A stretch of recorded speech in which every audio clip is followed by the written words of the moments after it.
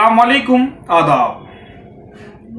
आज हमारे समाज में जिस तरह इंसान दहेज की लालच की गहरी खाई में गोते लगा रहा है तो वह इंसानियत को रोनते हुए शैतान की भाषा बोलने लगता है। यह दहेज प्रथा इसी का एक जीता जागता उदाहरण है। वैसे तो दहेज प्रथा का इतिहास काफी पुराना है, मगर मौजूदा वक्त में यह खतरनाक बीमारी का रूप ले चुका है और अब तक हमारे समाज में ना जाने कितने घरों को इस दहेज प्रथा ने बर्बाद कर दिया और ना जाने कितनी बहन बेटियों की जिंदगी को यह दहेज प्रथा निगल गई है। और समाज के तमाम बुद्धिजीवी वर्ग आज दहेज प्रथा को बढ़ावा दे रहे हैं और यह नजारा आपको किसी भी वर्ग के परिवार में मिल सकता है।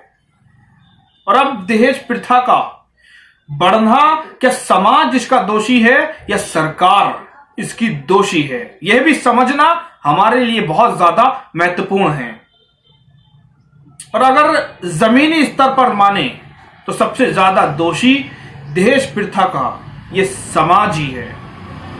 सरकार कानून बनाकर सो गई और अगर आंकड़ों की बात की जाए तो पिछले 3 वर्ष में चौंकाने वाले आंकड़े हैं, जिसमें 24,770 महिलाओं की मौत सिर्फ दहेज प्रथा के कारण हुई है।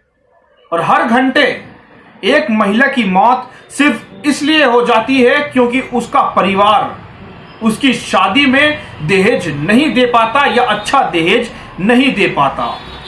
ये मैं नहीं, ये आंकड़े कहते हैं। हर सरकार महिला सशक्तिकरण, मिशन शक्ति के नारे लगाती है, लेकिन आखिर में नारी का सम्मान और नारी के ऊपर ऐसे होते उत्पीड़न कब तक ये देश सहेगा और कब तक ऐसे ही बहन बेटियों को अपनी जिंदगी इस दहेज प्रथा के कारण गंवानी पड़ेगी। और सरकार चाहे जितना कर ले, लेकिन जब तक समाज में ये दहेज प्रथा की जो बीमारी है ये खत्म नहीं होगी तब तक सरकार भी कुछ नहीं कर सकती।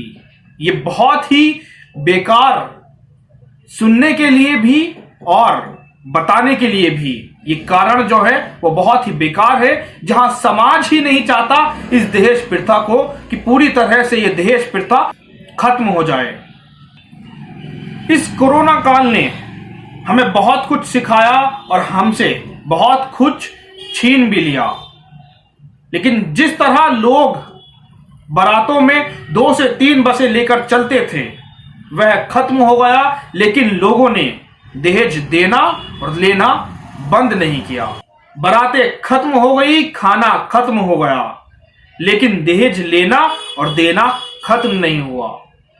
इतनी बड़ी महामारी के दौरान भी जहां खाने के लाले पड़े थे वहां अक्सर देखा गया कि लोगों ने दहेज में किसी भी तरह की कमी नहीं की, ना लेने में और ना देने में। यही बताता है कि समाज किसी भी हालत में दहेज लेना और देना बंद नहीं करना चाहता। और जिस संस्कृति का ढोल हम सारे संसार में पीटते हैं वह क्या यही सिखाती है कि किसी अन्य परिवार की बेटी को हद की सारी बंदिशें तोड़ते हुए सिर्फ सताओ, वह भी सिर्फ इसलिए कि हमें उसके परिवार ने दहेज में अच्छा सामान नहीं दिया था, दहेज कम दिया था। आखिर हम क्यों भूल जाते हैं कि हमारी बिटिया भी शादी के बाद किसी और के घर जाएगी? क्या उस वक्त हमारा खून नहीं खोलेगा जब कोई उसे उसी लालच में सताएगा, उसे रुलाएगा? क्या तब भी हम यही कहेंगे कि हमें दहेज लेना है और आगे भी हम दहेज लेंगे? इस समाज में हर बाप अपनी बेटी की अच्छी से अच्छी तरह शादी करना चाहता है, मगर मजबूरी ही होती है जहां वह बाप लड़कों वालों को और लड़के वालों की सारी मांगे पूरी नहीं कर पाता। आज समाज की जो हालत है उससे यही लगता है कि समाज दहेज प्रथा को कभी खत्म नहीं करना चाहता। जिस तरह लोग ये सोचते हैं कि इसने अपनी बेटी की शादी में दहेज दिया था तो अब बेटे की शादी में लेने की बारी है। तो इसी सोच के कारण ये दहेज प्रथा कभी खत्म नहीं होगी। और मैंने काफी कोशिश की कि दहेज प्रथा को खत्म कर सकूं लोगों ने, लेकिन ये कहकर मुझे हमेशा पीछे धकेल दिया कि इनसे कुछ नहीं होगा, तुम बेवकूफ हो और तुम पागल हो, हम दहेज नहीं लेते, लड़की वाला अपनी ख्वाहिश से दहेज देता है, ये सब कहकर मुझे पीछे धकेल दिया। और मैंने इतना सब कुछ करने के बाद यह अनुभव जरूर लिया कि समाज में एक परेशानी है। आप कुछ अच्छा करना चाहो तो वह समाज आपको आगे बढ़ने की बजाय आपको पीछे धकेलता है। यह हमारे समाज में बहुत ही बुरी आदत है और बहुत ही ज्यादा परेशानी है कि आप कुछ अच्छा करना चाहो तो समाज आपको आगे की बजाय पीछे धकेलता है, हिम्मत देने की बजाय हिम्मत तोड़ता है। जिस तरह मैंने आज से 3 साल पहले इस दहेज प्रथा के खिलाफ आवाज उठाई, काफी लोगों को जोड़ना चाहा, लेकिन लोगों ने पागल बेवकूफ कहकर हमेशा पीछे ही धकेला। मैंने उस वक्त एक मुहिम चलाई थी जिसको मैंने इस एपिसोड का टाइटल भी रखा है कि दहेज लेना देना बंद करो, बेटियों पर अत्याचार करना बंद करो। मैं अब फिर से चाहता हूं कि मैं इस मुहिम को आगे लेकर जाऊं और मैं इस मुहिम के जरिए मुझसे जितना हो सके मैं इस दहेज प्रथा को इस समाज से निकाल फेंकूं। मैं इसलिए आज आपसे इस प्रोग्राम में अपनी इस मुहिम को लेकर आया हूं और मैं आप सब लोगों से इस दहेज प्रथा की बीमारी को खत्म करने के लिए, अपनी बहन बेटियों को दहेज प्रथा के नाम पर जो उनको दर्द सहना पड़ता है उसको दूर करने के लिए आप सबका सहयोग चाहता हूं। मुझे पूरी उम्मीद है कि आप में से काफी लोग चाहते हैं कि दहेज लेना देना पूरी तरह से बंद हो जाए, लेकिन समाज के दूसरे लोगों के डर से, उनकी बातों से आप अकेले पड़ जाते हैं और आप इसके खिलाफ आवाज नहीं उठा पाते। तो मैं चाहता हूं हम सब एक होकर इस दहेज प्रथा को जड़ से उखाड़ फेंकने में आप सब लोग मेरा सहयोग करें और अपनी बहन बेटियों के लिए सिर्फ और सिर्फ अच्छा पति, अच्छा परिवार, अच्छा ससुराल ढूंढ सके, ना कि ऐसा ससुराल जो लालचियों से भरा हो, जिसके लिए हमें अपना घर बार बेचकर अपनी बहन बेटियों की शादी करनी पड़े। मैं समझता हूं आज का युवा जो कोई भी काबिलियत रखता है, जो त्याग की भावना को समझता है, बात सुनकर उसको कुछ समझ आए, क्योंकि आगे जो सब कुछ है वो हमारे भविष्य में ही है और ये युवा ही है जो आगे इन सब को खत्म कर सकता है।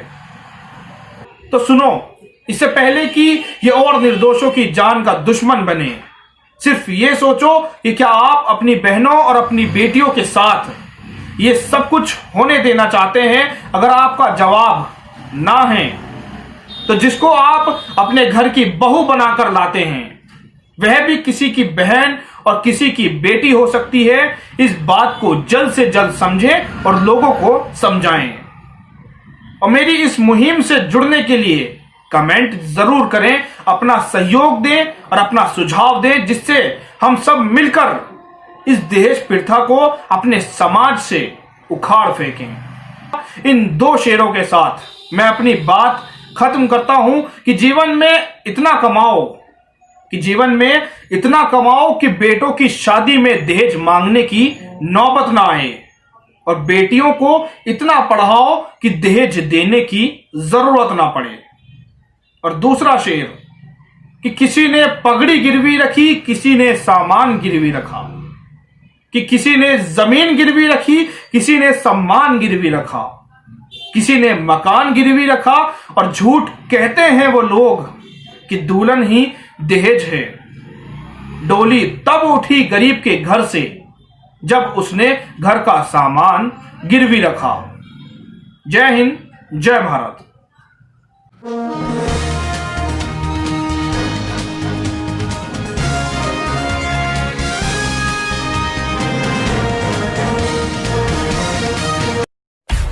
सब्सक्राइब कीजिए हमारे चैनल को और बेल आइकन को दबाइए हमारी लेटेस्ट वीडियो सबसे पहले देखने के लिए।